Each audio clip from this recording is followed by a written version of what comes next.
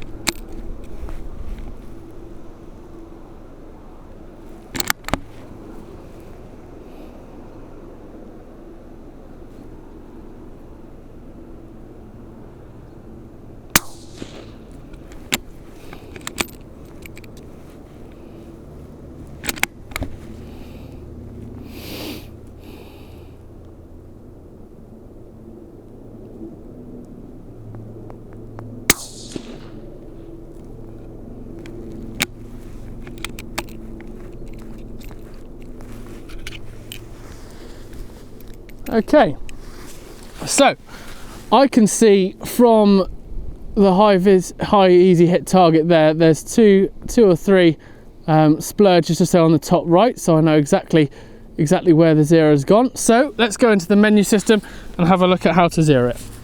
So the first thing you do is you press and hold the side button, so you can see on the side obviously you've got your various options. Obviously the last thing I was on was the network, and you simply scroll until you get all the way to reticle.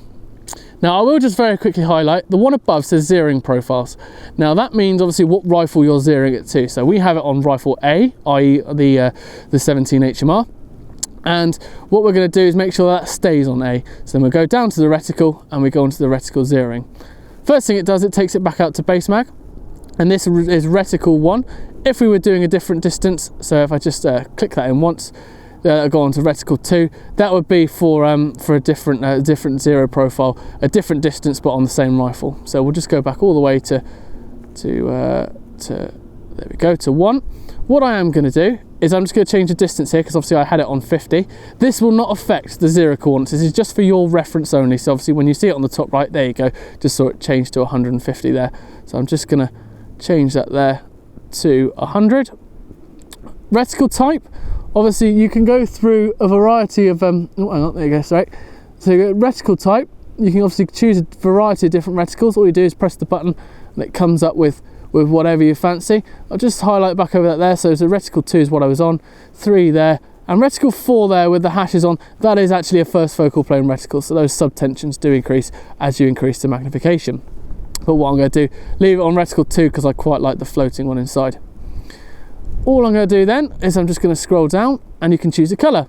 I've got it on green today. I think it's probably the best considering the sun's coming in and out. So I'm just going to say, there you go, you've got a yellow option, you've got a blue option, you've got a red option. I won't put it on red. I do usually go for red, but the trouble is if I look there on my red gong, I do tend to lose the middle of it. So I am just going to go onto green. And so you've got a couple of options there. What you're going to do next is you're then going to go onto the zoom option and you're going to press the button in twice, so you go up to 4 times. Once you've done that, you then go on to the second last option, and we're just going to get this as steady as we possibly can. We're just going to go, I'll tell you what, I have just noticed I have just left the reticle on red, which is why I'm making it a bit difficult. There we go, back on green. So there you go, back down to the freeze function. You can see I can just put the crosshair just, see I've just missed it there. So I'm just going to press it again to unfreeze it. And No, just I'm getting quite finicky about this, but if I... No. There we go, that's just to the left of the bullseye there, so I'm quite happy with that. So, as you can see, I have frozen the frame. So if I just scroll down one more, it says X3 and Y minus 15.25. If I press the side button in, you see the X becomes highlighted. This means you are now in the option to adjust the X coordinates. So if I just scroll that one across, we go the other way, let's go across, and I can see my vertical axis have moved to be in line with those couple of spots there on the top right. Press it one more time, you see Y is now adjusting. So all you do is there you go, I'm just moving it up. And if you do lose the center of the reticle, which I might have just done there, you can just use obviously the X line to gauge exactly where you're going. Press it again and you come off the X and Y. I am just going to adjust the X just one more time, just because I'm getting a bit picky about it. And there you go. And you come off, simply press and hold, and you'll see the message save parameters come up. It is vital that obviously the OK is then highlighted orange, and you press in once on the OK symbol. And there you go. That should have it zeroed. So what I'm going to do now is say I'm going to put a couple of rounds in. If I just put there, so I'm just going to put 2 rounds in, and then just for reassurance, I'm then going to fire at the gong and see if we can get it to make an impact noise.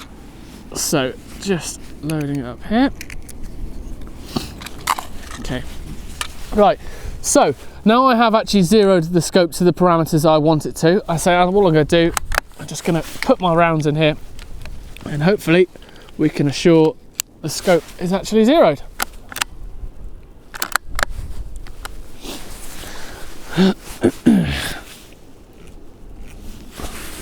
Okay.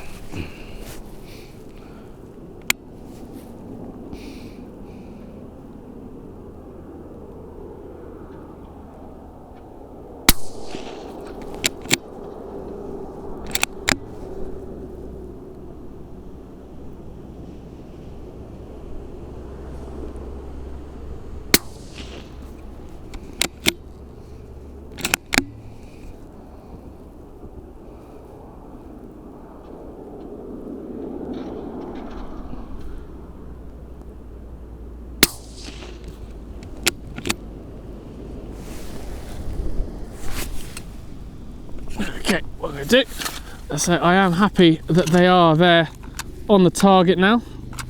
So all I'm going to do is I'm just going to put that one here. Okay, put that one in, and let's see if we can hit the gong.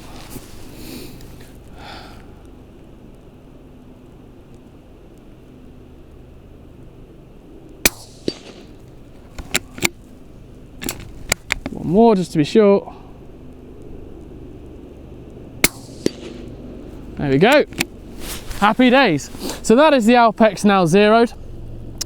Good to go.